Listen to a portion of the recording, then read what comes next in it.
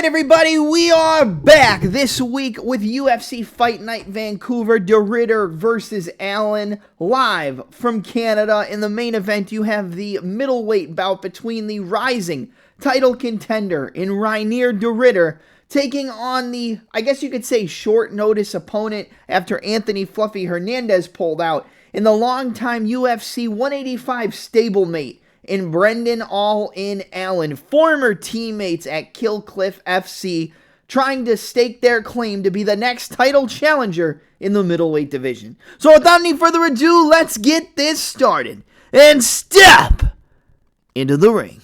Alright guys, we are back. We finished the Contender Series last night. Finished it strong too, by the way, with a 74% correct pick rate, 32 correct, 11 wrong.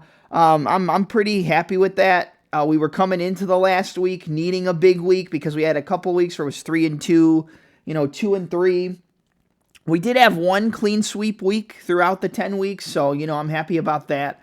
But I think, I'm going to talk about this real quick. I think the pick I'm the most upset about, there's two. I played Jovan Leka, KO2, and Jovan Leka, KO3. Had him tied into parlays where all the other legs hit. And that referee just wouldn't stop it in the third round. He had no offense. He threw a head kick and then his opponent took him down, Nuftalayev. And I just, dude, even if you're not, really trying to finish the fight, if the opponent isn't even, trying to get up and the top guy is at least landing something, at a certain point, you have to just be like, all right, I'm done watching this guy just sit here and take a beating. I would have won. It was a plus 5,500 parlay with Oliveira by knockout and Levi Rodriguez to win by knockout. And then the third leg would have been Jovan Leka KO and KO round 3. And, so that definitely didn't sit right with me. But 5 out of 6, we lost on Kwon Il. He was winning the fight. He was winning the fight pretty handedly, in my opinion. He missed a left hook, got countered on the inside with a spinning elbow. And, that's all it takes, man. You can be winning the fight until you're no longer winning. I want to say his name is Rafiki, but it's not. Marwan. That dude is a fucking monster. I don't know how he survived getting dropped with that right hand in the first round. He got hit so hard that his eyes rolled back 75 rows, and somehow he was able to recover, get back up, and then finish his opponent in the second round with brutal elbows over that lead hand frame, over the jab. Bam, bam, and then he comes through with an uppercut and a hook and just completely ices his opponent. Crazy week. Decent pick, 74%. I wanted to get a clean sweep on the last week. It didn't happen. Made a little bit of money because I cashed out before the Kwon Il fight. So I guess that was a good idea on my part. But so with this one, we're just going to kick it off. Let's kick it off with UFC Vancouver. That's what we're here to talk about anyway. First fight up in the middleweight division, Azamat Bekoev taking on Yusri Belgaroui. So one thing I will say is Belgaroui is a guy who doesn't look that great early, but he kind of builds into fights, right? He's primarily a kickboxer, okay takedown defense, okay wrestling, but mainly a kickboxer, and he's mainly a volume-based kickboxer. It's not going to be big one-shot knockouts when it comes to Yusri Belgaroui. That's not the type of guy that he is. He's not going to throw big hooks, big uppercuts, big knees. He's going to pop you with the jab, chop the calf kick. 1-2. Jab, hook, rear calf kick. 1-2, rip the body. He's just going to start to put volume on you and pressure you. And I think the pressure and volume for Belgaroui can work if he survives past the first 8 minutes. But the problem is he going to survive against a guy who's just been coming into the UFC and just icing everybody? He's coming in, he's destroying Ryan Loder. That fight wasn't even close. I don't know why that fight was made. And then comes in and knocks out another opponent that I can't think of off the top of my head. I believe Azamat was supposed to take on Torres Finney. He would have murdered Torres Finney. That would have been illegal to watch because he would have beat him so bad. I think if you're on the side of Belgaroui, you're expecting him to showcase his toughness early and then win down the stretch. I think it can happen. I'm going to tell you that right now. I think it can happen. Do I think it's going to happen? I don't. I would like to see Belgaroui win. I like his style. I like his striking. He trains with Alex Pereira and Glover Teixeira, so you know he's got a good teammate and a good camp behind him. But he's not Alex Pereira, and I think people are going to look at this fight and think, oh, Alex Pereira, blah, blah, blah, blah, blah, he's going to win. He's not Alex Pereira. If he wins, I'll tell you this. If you're going to bet on Belgaroui, you bet the KO2 and the KO3. Because that's how he's going to win if he wins. He's going to survive an early storm, get hurt, get rocked, survive, get back up to his feet, slow down Azamat Bekoev and start ripping the body, start ripping up top, get him up against the cage, and eventually just break him, probably in the late portions of the second or the third. But I don't think it's going to get that far. I think Azamat Bekoev is probably going to win this fight by finish. I think he probably wins in the first 6-7 minutes, probably first round. And I think he probably wins by knockout. So I'm going to take Bekoev to land a big shot, hurt Belgaroui, take him down, and finish him with ground and pound. So give me Azamat Bekoev. I'll say I'm going to take the second round, early in the second round. Probably wears him out, beats him up at the end of the first round, but he survives, goes into the second. He gets an easy takedown, gets on top, ties up his hand, bang, bang, bang, elbows, hammer fist, and the ref calls it. Give me Azamat Bekoev to win round 2 TKO over Yusri Belgaroui. But again, if you're looking at trying to get value on this fight, I think the 2-3 KO for Belgaroui might be a little bit worth it. But for a pick, I'm going to take Bekoev. I'm going to say he's too strong, too physical, too violent, and he wins by second round ground and pound TKO. All right, next fight up is in the strawweight division. You got Stephanie Luciano taking on Ravena Oliveira.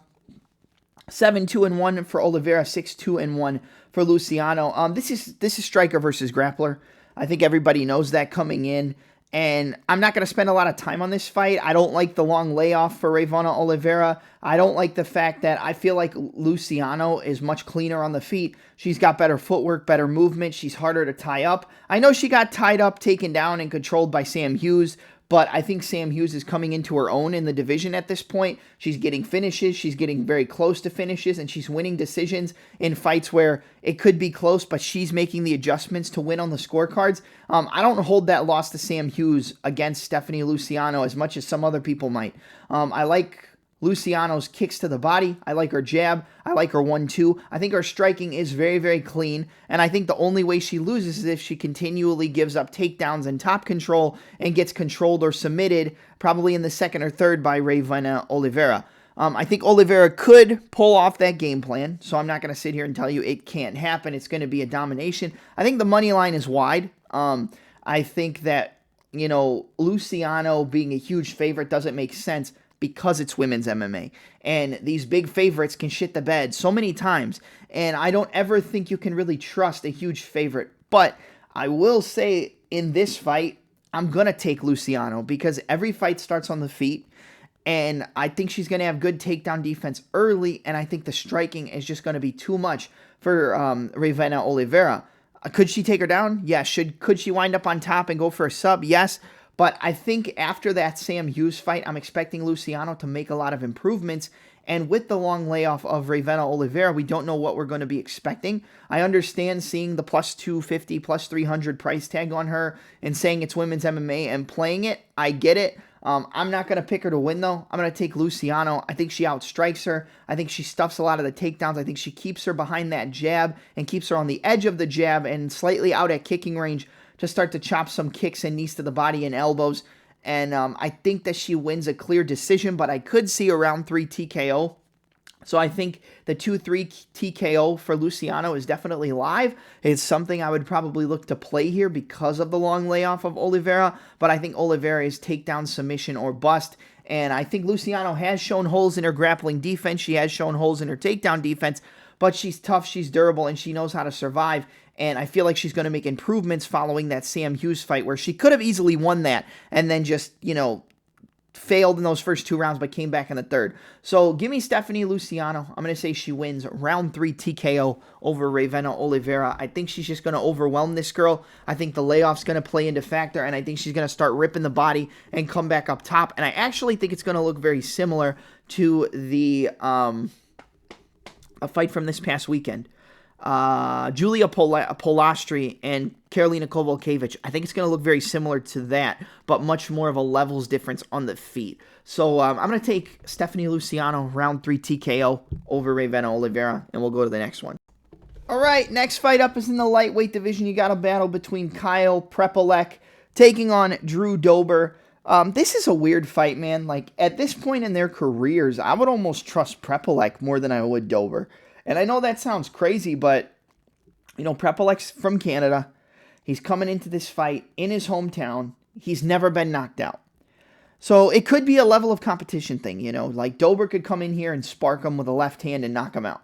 It could be very similar to the Ricky Glenn fight, because that's kind of the way I see this fight playing out if Dober wins, is where he just kind of overwhelms him and KOs him early, and it looks like Dober should have been a minus 1,000 favorite. But Dober's also been knocked out by Manuel Torres. He's been knocked out by Matt Frevola, a guy who isn't really a knockout artist. He just has big power. Like, he's not technical, he's not clean, but he has big power. Prepolec coming in has never been knocked out. I think that means something here. The correct pick is probably Drew Dober. Like, I'm going to come out here and tell you Dober probably wins, and Dober probably wins by KO. I know he's never been KO'd. He probably knocks him out. But based off the fact that he's never been KO'd, based off the fact that Prepolec has decent power in his own right, based off the fact that Prepolec is in his hometown of Canada, maybe I'm playing on the superstition, maybe I'm playing on the X's and O's and not crossing my T's and dotting my I's, but I'm going to take Prepolec. I'm going to take the underdog. I'm going to take Kyle Prepolec to beat Drew Dober and probably send Dober into retirement, coming in at a plus 350, plus 360 underdog.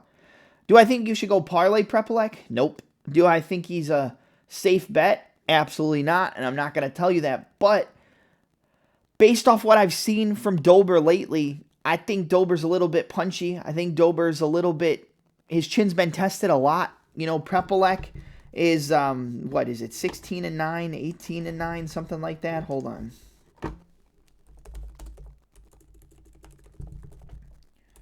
Kyle Prepolec. Let's see. He's 18-9. He's got 10 knockouts and 4 submissions, and he's never been knocked out. Dober's not subbing him. Okay, I know he lost to Benoit Saint Denis, but he cracked Benoit Saint Denis on the feet a couple times. I'm going to go out on a limb, and I'm going to take a big underdog, and I'm going to take a big underdog by knockout. Give me the hometown guy. Give me Kyle Prepolec. Give me Prepolec to come in here, everybody expecting him to be a lamb led to the slaughter, and give me him to crack the crimson chin once again. Give me Kyle Prepolec by first round knockout against Drew Dober as the big plus 350, plus 360 underdog. And let's move on to the next fight. All right, next fight up is in the middleweight division. You got a battle between Danny Barlow taking on Jourdain Santos. This is another one. This is just a weird fight. Like, I think Barlow should win. You know, he's clean. He's a southpaw striker. He has a good straight left hand, solid left kicks to the body. He can crack you on the way in. But the only guy he's really knocked out is Josh Culibao. And, like, I don't know if I rate Culibao much higher than Jourdain Santos because we haven't seen that much from Santos in the UFC. Like, Jourdain Santos won on the Contender Series as a big underdog. And now you've got him coming in here against a guy who's known as a striker, who's known as a crisp, clean guy, who's known as a guy who knocks people out. But he's coming in at 10-2. Losing to Ozzy Diaz, which is not a great look. Beating Will Curry by unanimous decision, who was pretty highly ranked coming into that Contender Series. Jourdain Santos has a good 1-2. He's got a long jab, a long cross. Sam Patterson knocked him out with a big shot and hurt him, and he wasn't able to recover. He lost, technically speaking, to Nikolai Veretennikov, but they gave Barlow the decision. I don't really think he won that fight, even though I picked him. Yeah, this is one where I think it's a coin flip. I think with the odds, it's a dog or pass situation because Santos is long, rangy, has decent power, but doesn't have great defense. Barlow's the cleaner striker. Barlow is the better defensive fighter. But I don't know. Like this is one I don't know. I don't want to pick the dog just to pick the dog. But I think it mainly plays out on the feet. I think the Jourdain's longer. I think he uses his range a little bit better. But I think Barlow's better defensively. And I feel like the better defensive fighter probably wins this fight more times than he doesn't. This is a tough one. I feel like Barlow should win. And I don't want to pick back-to-back dogs just to pick the dogs. Give me Danny Barlow. Give me Danny Barlow by knockout in round 2. I'm going to say he just snipes him with that left hand and Jourdain can't get out of the way. But if he's beating the shit out of Santos and then gets tired and Santos starts to come on late, then Santos KO 2-3 is 100% live. I'll tell you that right now. But give me Danny Barlow. I'll pick the favorite. Danny Barlow via round 2 TKO over Jourdain Santos. And we'll go to the next one. Right, next fight up is in the flyweight division. You got a battle between Bruno Bulldog Silva taking on Hyung Sung Park. Park 10-1. Bruno Silva 14-7-2 and 1 no contest. Park coming off that submission loss in the 3rd round, I believe, to Tatsuro Taira. That was a short notice fight. That was a fight he probably shouldn't have taken, but he did anyway and got out grappled. Got a little bit exposed on the ground.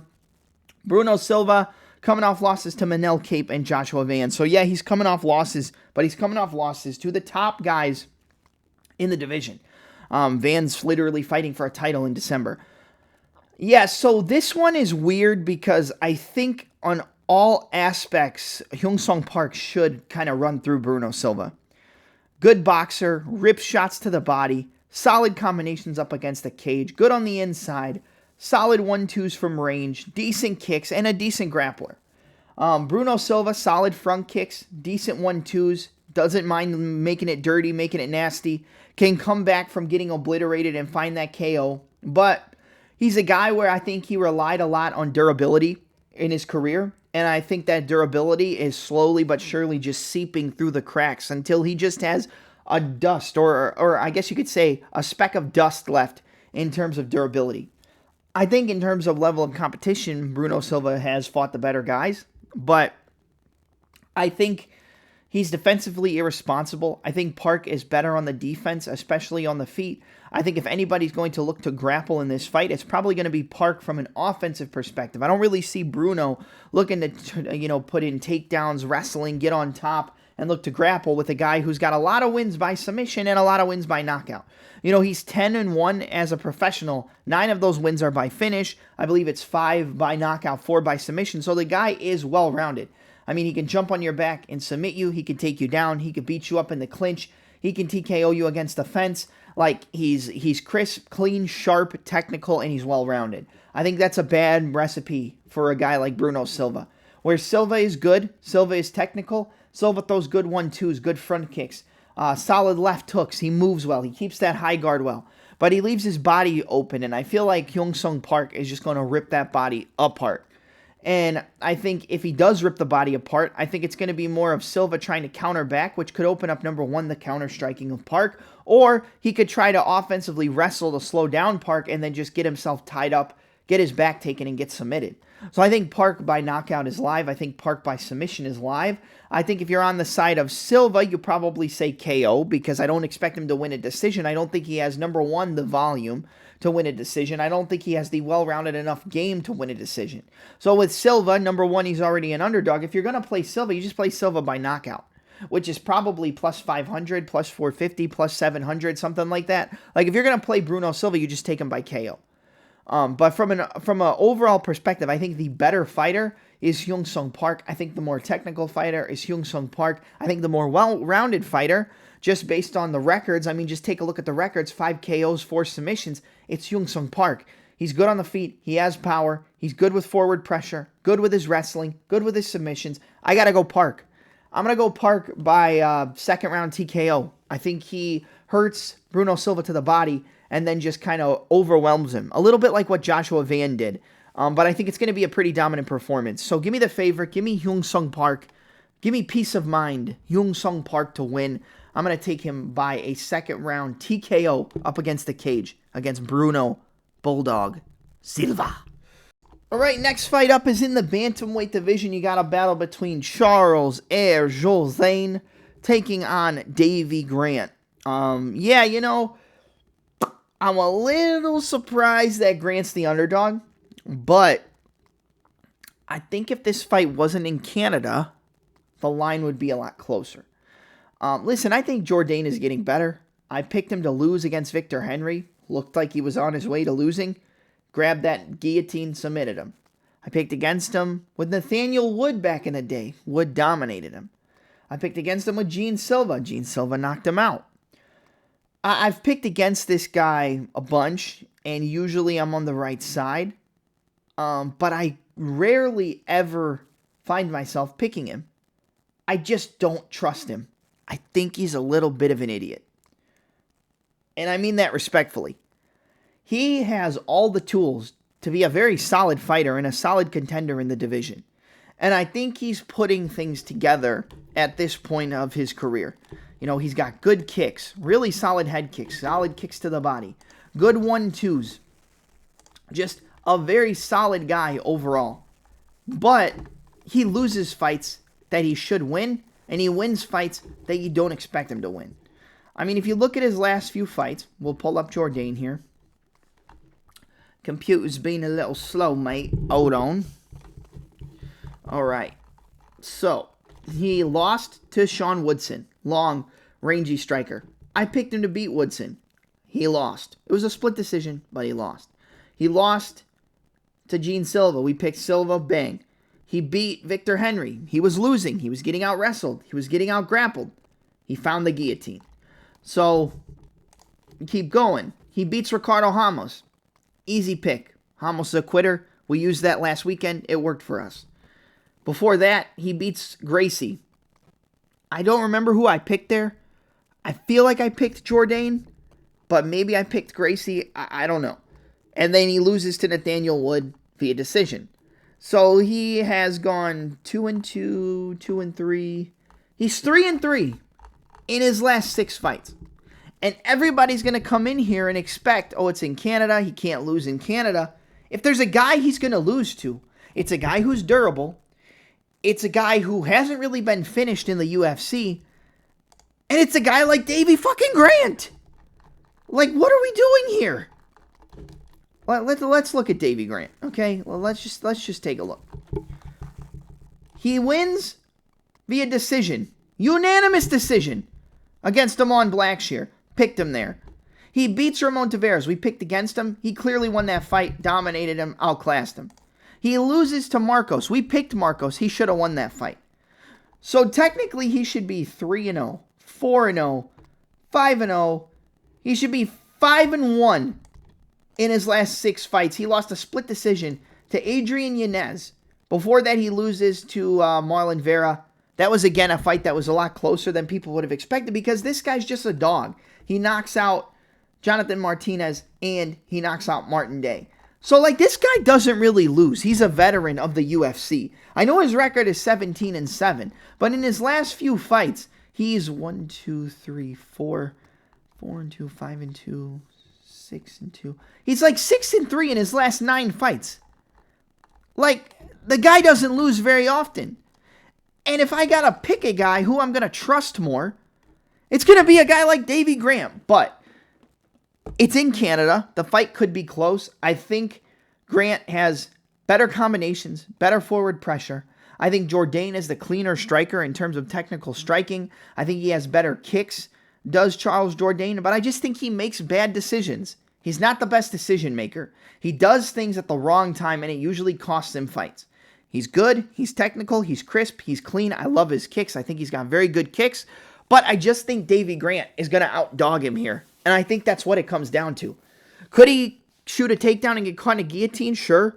But I don't think Jourdain's going to sub him. I think if Jourdain wins, it's a greasy split decision just like Daniel Marcos. Like, that's the win equity I give to Charles Jourdain, is winning a split decision, a greasy split. I think Grant is going to have more volume. I think Grant is going to have more output. I think Grant's going to land the better counters. And I think Grant might look to wrestle, but maybe not because of the threat of the submission. I'm taking Davy Grant. I know it's in Canada. I don't care. I don't care. People have been overblowing Charles Jourdain for years, and I feel like we have an okay read on him. Not the best, but not the worst.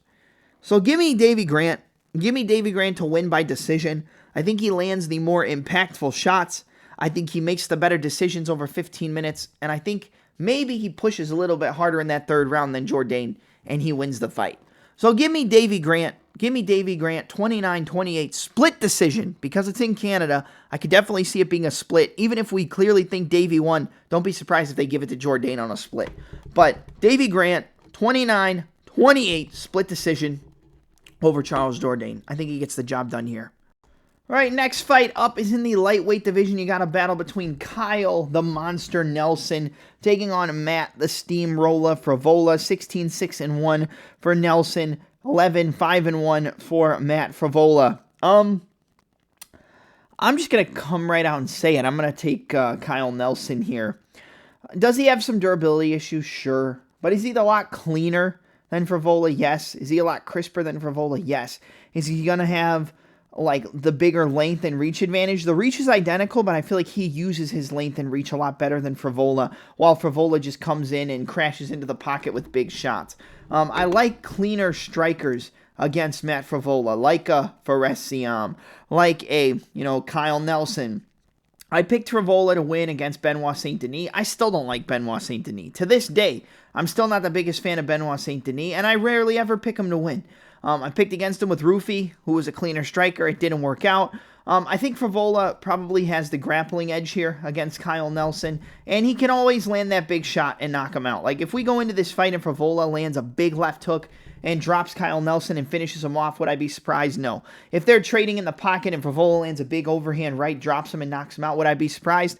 No, I wouldn't be surprised. I think this fight is pretty much a coin flip, but again, if I'm going to get an underdog in his home country of Canada, where the last time he fought in Canada, he came out and got a big knockout against a guy who I think is much better on the feet in Bill Elgio, then I'm going to pick him here, man. I think he can outstrike Frevola. I think he can knock out Frevola. I think he can use his jab and his right hand to catch him as he's coming in. I think he can use his kicks very well, and the only thing I really worry about is the grappling, because I think Frevola probably has the better wrestling and probably has the better grappling overall. But, I mean, if we look at the stats in the grappling, he's got a 39% takedown accuracy, does Frevola, and Nelson has a 73% takedown defense rate. So he defends almost three out of every 4 takedowns that the opponent gets on him, and I feel like if he gets taken down, he probably can work his way back up at least a couple times against a guy like Frevola. I think the right hand's going to work. I think the jab's going to work. And I think Frevola's going to run into some big shots. And I think Frevola's going to get knocked out. Again, is it my safest pick? Is it my go bet your house on it? No. Do I think you should bet on this fight? No. I don't like picking Kyle Nelson very often. I've picked Frevola in the past, and I just don't think I can go back to the well with the guy who wins fights. Yeah, he knocked out Drew Dober. He wins fights, but he's very reckless and very wild, and just throws big looping punches, and they're not really that crisp. And he's going against a guy who is, pretty decent defensively, who's long, uses his length and reach better, uses an actual jab. And yeah, I'm going to go Kyle Nelson by knockout. Give me Kyle Nelson to win. I'll say second round knockout over Matt Frevola. I just think that right hand's going to land. I think he's going to set up a lot of things behind the jab. And I think he's going to measure early, like avoid a lot of the big shots of Frevola and then just run him into a big right hand and knock him out. So give me Kyle Nelson. Give me the monster. Kyle Nelson, second round TKO over Matt the Steamroller Frevola in Canada. I think he gets the job done. Next fight up is in the bantamweight division. You got a battle between Cody the Renegade Gibson taking on Aoriqileng, the Mongolian murderer, Aoriqileng. Yeah, this is another one where I could see either guy winning. I could see Gibson getting a sub. I could see Aoriqileng getting a knockout. More often than not, I think this fight probably goes to a decision. I think the fighter with more volume and output is Cody Gibson, and down the stretch, I think he probably is going to be outlanding and out-voluming Aoriqileng. But I think the fighter with the more concussive ramifications is Aoriqileng. Like, I think he lands much harder. I think he has a lot more power than Gibson. And Gibson's tough. Like, the guy comes forward, he goes to war, he trades in the pocket, and I think he might be able to get Aoriqileng out of there. Like some part of me thinks that Gibson is, possibly able to get him out of there. Only because I think it's more of the volume and output. Like maybe he overwhelms Aoriqileng. Maybe he starts throwing 3, 4, 5, 6 shot combinations. Starts ripping to the body. Starts going up top with the left hook. Like that part wouldn't surprise me. But at the end of the day, they both get hit. They both get hit a lot, and I think the fighter who's better defensively is Aoriqileng. He went to decision with Raul Rosas Jr., which, that's kind of impressive because Raul Rosas is kind of just taking everybody down and subbing them. He TKO'd Terrence Mitchell. I don't really count that for much of anything. He was going to fight Rob Font. I'll tell you this right now. I think Font would have beat the shit out of him. I do. I think it would have been close. Like, if he took him down, he might have just pieced him up. But I think it would have been a little bit hard for him to take him down. And I think Rob Font would have beat him up on the feet. But, looking at this fight from a stylistic perspective, I think Gibson is a tough guy. I think he walks forward. He has a lot of pressure, a lot of forward pressure. He's a good grappler. He was getting at, Damon Blackshear early, but then he kind of slowed down. Blackshear took him over, beat him up, and then subbed him. With Aoriqileng, I think he has okay takedown defense. He doesn't have the best takedown defense, but I mean, if we look at his takedown defense overall, let's see what it's at. Go grab. 58%. So not the best, but Gibson only has a 37% takedown accuracy. Gibson lands 3.6 per minute. Aoriqileng lands 4.6. When it comes to striking defense, it shows that Gibson is a lot better with a 57% defense and a 48% defense to Aoriqileng. I don't think those stats are correct on the defensive perspective. I think Aoriqileng will get into the pocket. He will trade, but I think he might be either equal or a little bit better in terms of the striking defense. Forget about the numbers. Just from what I've seen on the tape, I think Aoriqileng is a little bit better. And what I'm going to say is, listen, I think Gibson's a good fighter. I think Gibson can overwhelm Aoriqileng, and I think that's definitely something that could play into this down the stretches. Maybe Aoriqileng has a really good first round, but he slows down. I'm not going to say that. I'm going to take Aoriqileng here. I'm going to say he wins by decision. I think the knockout is live. I just think he has more power. He's crisper with his boxing. I don't see a lot of kicks being thrown in this fight unless it's calf kicks, which would probably come from Aoriqileng. And I don't see Gibson having a prolonged grappling game plan that works to the best of his ability. And I could see him taking over late, but I think the power that Aoriqileng is going to be throwing back might force Gibson to stay at range a little bit more than he wants to. And those jabs and the 1-2s and the uppercuts might force him to stay off of him a little bit in terms of not wanting to get hit so much. So I'm going to say Aoriqileng wins this one. Again, this is a close fight. I'm not super confident on this pick. But I'm going to say Aoriqileng by decision. I think he wins 2 out of the 3 rounds. Maybe he loses the 3rd round, wins the first 2, and then Gibson comes back in the 3rd, almost finishes him, doesn't get it. He loses a decision. I'm going to say Aoriqileng wins 29-28 unanimous decision. He banks 2 out of the 3 rounds by being the fighter who probably is down on the volume, but lands cleaner, lands harder, and causes more damage in terms of what the judges are going to see when watching the fight. So give me Aoriqileng to outstrike Cody Gibson and land the cleaner, harder, more impactful shots over 15 minutes. 29-28 unanimous decision for the Mongolian murderer, Aoriqileng. Alright guys, we are to one of my favorite fights on the card in the women's flyweight division. You got a battle between the former title challenger in Manon Fiorot taking on the girl who runs the train on down the tracks, Jasmine Jasudavicius. Jasmine Jasudavicius. Listen guys, I don't know why Jasmine's a big underdog here. I don't get it. She was a higher underdog earlier in the week. I don't understand. Manon Fiorot beat Rose Namajunas. That's a great win. She won on the decision. Rose broke her hand and just couldn't really get things going. But it was an impressive win for Fiorot. She's good on the outside. She fights out of southpaw. She's good from the perspective of point fighting, right? Landing big left hands, a good jab, a solid check hook, and then chopping that inside leg, chopping the kicks to the body. She's good in the clinch with knees and elbows, and I think that's one thing that Jasmine's going to have a hard time with, is how good Manon is in the clinch. You know, landing knees, landing elbows, landing strikes off the break in the clinch. But Jasmine isn't a novice striker. I'll tell you this. I think Jasmine can be more competitive with Manon in the striking than Manon can be competitive with Jasmine in the grappling. If one fighter gets it into their wheelhouse, I still think Manon wins a pure striking match. If there's no grappling, I think Manon wins, and maybe KO, but probably decision. I don't think she knocks out Jasmine, but it is possible. She did knock out Tabitha Ricci back in the day. But Manon has to keep it at her distance and keep it at her range and keep Jasmine off of her in order to win. And guys, I just don't think she can do it for 15 minutes. I think Manon wins the first round. Maybe she stuffs a couple takedowns. Maybe she gets taken down and gets back up. But once Jasmine gets her down, she's not getting up. She's not getting up.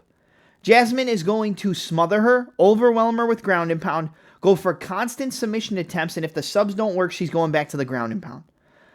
I think it'll only take one round of Jasmine's takedowns, top pressure, submission attempts, and ground and pound to completely zap any form of gas tank that Manon has. Manon is good at defending takedowns. Like, you know, I get the perspective of, well, it's not going to be easy to take her down and this and that and blah, blah, blah. I get it. You know, Manon is decent at defending takedowns. She got taken out in the first round against Valentina and then, you know, taken out, I think, one more time, but showcased good takedown defense. But the problem is, Jasmine doesn't stop coming forward, and she doesn't shoot traditional takedowns. It's not doubles and singles. It's inside trips, outside trips, body lock, changing takedown attempts together, dragging you one way, bringing you back the other. Defending unorthodox takedowns may expose Fiorot's takedown defense. And it's already at a 61. Like, it's not the highest. Jasmine actually has a higher takedown defense than Manon Fiorot, and a higher accuracy, which makes sense because she's more of a grappler.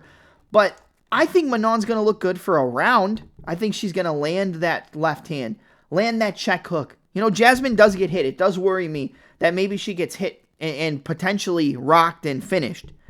But Jasmine's so tough. She's so durable. She's good at coming forward. She doesn't mind getting into the pocket and exchanging with her opponents. And Manon has to fight clean in order to win. She almost has to fight to a decision style in order to win these fights. She has power, but it's not ungodly power. And Jasmine's not going to be afraid to land a few shots in on the feet and then go into her body locks, go into her takedowns, go into her trips, her inside and outside trips, and chaining the takedowns together. And eventually that is going to wear on Fiorot. Eventually she's going to get taken down. And eventually she's going to get subbed. I got Jasmine Jasudavicius here. I got Jasmine Jasudavicius to come out here and get a finish in her home country of Canada via a third round Darce choke submission. I'm calling it. I got another sub for Jasmine here. I think she takes her down. I think she wears her out. I think she lands ground and pound, takes her back, beats her up, changes position, tries to get up, takes her back down. I think Manon gets up once.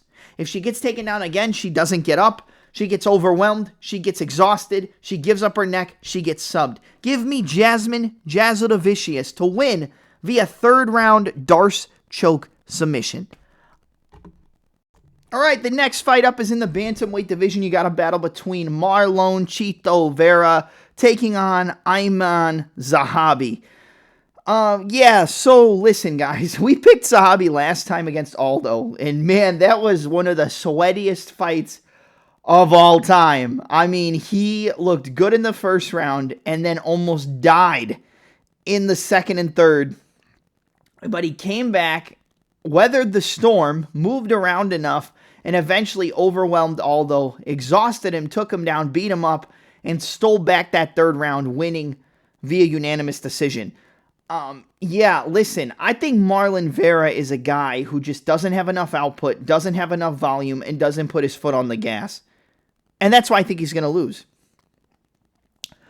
I think Zahabi is good defensively. I know he got hit with that soccer kick from Aldo and, got rocked and things like that. Don't get me wrong. But the guy is pretty good defensively. He has that high guard. He moves his head. He uses a little bit of a Philly shell, a boxing-style defense. And I think that leaves him open to calf kicks. And I think if Marlon is smart, he's going to throw front kicks up the middle and calf kicks to kind of expose that defensive style. Because when you have that Philly shell, your leg is kind of turned out to where your calf is a little bit exposed. He might chop the calf kick. He might throw front kicks up the middle because it's going to be harder to catch a front kick or anything up that center channel with a Philly shell style of defense. But I just don't trust Marlon Vera. If he had more output and volume, I'd probably pick him here. But he doesn't. And I think that's really what's going to cost him here. I think Zahabi, the only way Zahabi loses this fight is if he gets knocked out. I don't think Marlon outstrikes him over 15 minutes.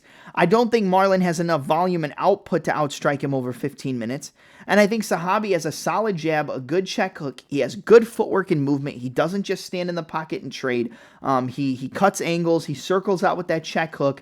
And, Marlon's usually losing until he knocks people out.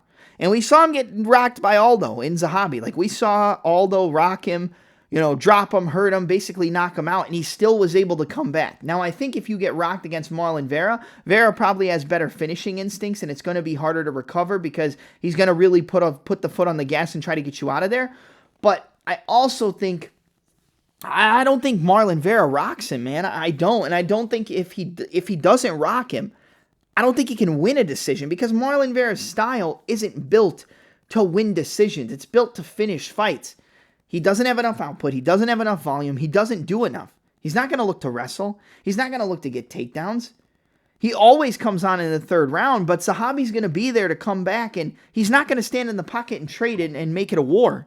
And I feel like you almost have to make it a war against Vera to give him a chance to win, or you have to wilt to his pressure. I don't see Zahabi wilting to his pressure. I see Zahabi fighting a clean, technical kickboxing fight and winning at least 2 rounds over the 15 minutes. Like, that's what it comes down to. Do I think Zahabi finishes Marlon Vera? No, but would I be surprised? Not really, because, he got dropped by Figueiredo. He got hurt so many times against Sean O'Malley, which I'm not comparing Zahabi to Sean O'Malley, but he got hurt so many times. His durability is great, but eventually that durability just disappears. Could this be the fight where it goes away? Maybe. But I'm going to take the cleaner fighter with a guy in his corner who I think is going to develop a very good game plan. Who else would you want in your corner to come up with a game plan against Marlon Vera than a guy like Firas Zahabi?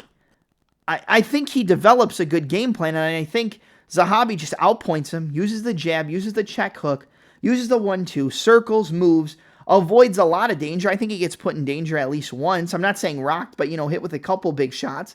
But for the most part, I just think he outboxes him, moves around, and just wins a 15-minute decision. So that's what I'm going to go with. And even if it's a close fight, and you think that at the end Marlon Vera did enough to win, they're probably still going to give the split decision to Aiemann Zahabi. So I'm going to take Aiemann Zahabi to win. I'm going to take Zahabi 29-28 unanimous decision. I think he wins 2 out of the 3 rounds. I think he has more output, more volume, and just better overall decision-making in a 15-minute fight that's primarily going to play out on the feet. So give me Zahabi to win in his home country. Give me Zahabi to win by decision. 29-28 unanimous decision for Aiemann Zahabi. All right, next fight up is in the welterweight division. You got a battle between Kevin Trailblazer Holland taking on Mike Malott. I'm not going to make this long. I feel like I have one of the best reads on Kevin Holland, and I'm taking Mike Malott by submission. I could sit here and talk about this for 5 minutes, 10 minutes, whatever, but I just don't think Kevin Holland takes this game seriously. I think he's getting better. I think he has more than enough potential to knock out Mike Malott. He's longer, rangier, better on the feet. In terms of overall output, I think he uses his jab, his 1-2, and he moves well. He's got decent defense. But I think Malott's going to be smart enough to know that he probably has to take down Holland. And Holland just doesn't have good enough takedown defense. I know he's at 170, and when he was at 185, he was getting out-wrestled and out-grappled by De Ridder, by, Vettori, by multiple different opponents who out-wrestled and out-grappled him. It's a lot harder to do that at 170, but I think Malott could probably do it. Do I trust Malott 100%? No. Do I think Holland could even rock Malott and then catch him in a Darce and sub him? Yeah, I think that's more than live here. Do I think Malott's a top contender? No, but I mean, he was winning the entire fight against Neil Magny until he gassed out and got finished in the third round. So, Magny's the king of having things go his way when they're not going his way. But I think he has enough. The win against Charles Radke impressed me. I thought Radke was going to knock him out, and he comes in and knocks him out with that beautiful left hook, little back step to the rear side left hook, dropped him, finished him off with ground and pound. I think playing around on the feet for a little bit too long with Kevin Holland is a big mistake. I don't think you want to stay in the striking ranges. I don't think you want to stay on the feet for too long against a long, rangy sniper like Kevin Holland, who can land elbows in the clinch, knees to the body, and land a solid 1-2. He's got a great 1-2. That right hand is solid. But I think Malott's going to play this smart, and I think he's going to shoot. I think he's going to wrestle early. I think he's going to take down Holland, and I think he's going to arm triangle him in the first round. Maybe second round, but I'm going to trust Malott here. And do I trust Malott that much? No, not really. But I'm going to take Malott here to win. I mean, he went back and forth with Trevin Giles, which is a little bit scary. Like, that fight arguably could have gone to Trevin Giles. But I'm going to say Malott takes the path of least resistance. I think he takes down Holland. I think he softens him up, and I think he eventually arm triangles him. So I'm going to say Mike Malott. I know I said first round. I'm changing it. I'm going to go second round. I'm going to go Mike Malott's second round arm triangle choke submission. I just think we've seen a deficiency in the grappling of Holland. Holland's great from the offensive grappling perspective, not so much from the defensive grappling. He's not a bad grappler by any means. I mean, the guy's great on the ground, but I think Malott probably can take him down and wear him out and eventually sub him. And I think Holland's live to knock out Malott. I think Holland's live to rock and then sub Mike Malott. So like a Holland by Darce, it wouldn't surprise me. A Holland by armbar, if he gets on top, starts throwing and just gets his arm caught and subbed, wouldn't surprise me. I think fight ends by submission is probably my favorite play. It's plus money. I think it's plus 180, plus 190. I think fight to end by sub is a good pick. But I'm going to trust Malott here in Canada to get it done. I don't always trust the hometown advantage, but I think here they're going to get it done. So give me Mike Malott, round 2, arm triangle choke submission over Kevin Holland. I think he takes him down, softens him up, gets to the mount, and catches that arm triangle and wins. And I think he cares more about his career than Holland at this point, and I think he has more determination to win than Holland, who's kind of just in it for a paycheck at this point. So give me Mike Malott. Give me Mike Malott, round 2, arm triangle choke submission, and we'll move on to the main event. All right, and now we're at the main event of the evening in the UFC's middleweight division between former teammates at Killcliff FC. You've got a battle between Reinier de Ridder taking on Brendan All-In Allen. So before we get into the breakdown, let's just look at the stats a little bit. You've got 6'4" for de Ridder, 6'2" for Allen, 78-inch reach for de Ridder, 75-inch reach for Brendan Allen. Leg reach pretty much identical. Significant strikes, 3.85 for Allen, landed per minute, 2.95 for de Ridder, so pretty close, but Allen about 1 more per minute. Significant strikes percentage, 52 to 53. Absorbed per minute, de Ridder takes less, 2.44, 3.96 for Allen.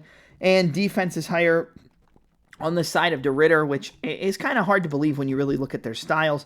Brendan Allen is a good grappler. He's got good takedowns, good back control, good ability to land ground and pound, good ability to go for submissions. I don't think he's out grappling de Ridder here. I think going to the ground with de Ridder is a pretty big mistake for Brendan Allen. Allen's also taking this fight on short notice. They did train together, so maybe Allen knows something that we don't.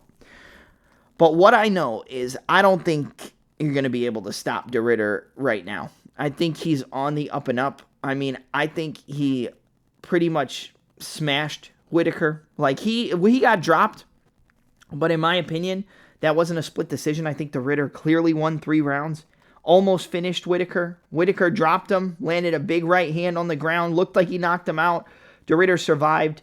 De Ridder's very good with that rear knee to the body from southpaw. That left knee right to the liver, right to the solar plexus, and then he uses it to tie up in the clinch. I think he's just going to kind of out-physical Brendan Allen. Like, Allen's going to land some jabs, land a 1-2 early, probably look for some body kicks and head kicks, especially against southpaw. And de Ridder, I think he's going to look to land that rear kick to the body like he did against Punahele Soriano. I think he's going to look to land his own knees to the body, some elbows in the clinch, You know, and Allen's good in the clinch. He's got good takedowns, good top control. He can take your back. He can look for subs. I think it's going to be competitive and close for about 2.5 rounds. Like, if Allen steals the first 2 rounds, I wouldn't be surprised. You know, but I think eventually just De Ridder's going to out-physical him. He's going to overwhelm him.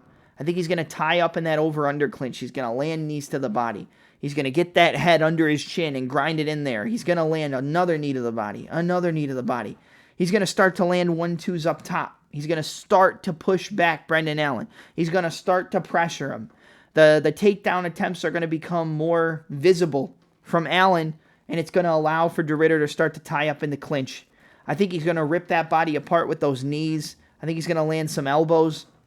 I think eventually De Ridder gets takedowns of his own. I think Allen will probably threaten with the front chokes. Maybe he threatens with Darce, threatens with a guillotine on the takedown attempts from De Ridder. I think De Ridder sees them all. I think he eventually just slow cooks Brendan Allen, beats him up on the feet, forces a shot, defends the takedown, gets on top, and I think De Ridder ends up subbing Brendan Allen in the 3rd round. So that's going to be my official pick. I'm going to take Reinier De Ridder to win. I'm going to take him to win by sub in round 3. I think it could even be a TKO, because I think when Allen starts to get hurt, he's gotten better at staying in fights, throwing back, being able to survive. But against a guy who has come to be known as kind of dangerous on the feet, and a guy who has a world-class grappling game. I mean, I know Brendan Allen's a good grappler, but it's not on the level of De Ridder. I think De Ridder's going to start to stop takedown, spin, take the back, beat him up, and I think he gets a rear naked choke in the 3rd round. So give me the Dutch Knight, give me RDR, give me Reinier De Ridder to punch his ticket to a title shot and submit Brendan Allen via 3rd round rear naked choke submission. It's either going to be a Darce or a rear naked choke. I'm going to go out on a limb and say it's a rear naked choke, because I think it comes off him getting kind of overwhelmed and pressured and maybe hurt with a shot on the feet. He shoots, sprawl, spin, take the back, beat him up, rear naked choke. Give me Reinier De Ridder to win. Brendan Allen is live, like, don't get me wrong, but I just think De Ridder's too big. He's too physical, too much pressure, and too high level of grappling for Allen to really be able to get his game off. So give me Reinier De Ridder, round 3, rear naked choke submission. And that's going to be my pick. Those are my picks for UFC Vancouver, De Ridder versus Allen. Don't forget to like, comment, subscribe, and smash the notification bell for all future uploads. I'm your host, Double M, and I'm out.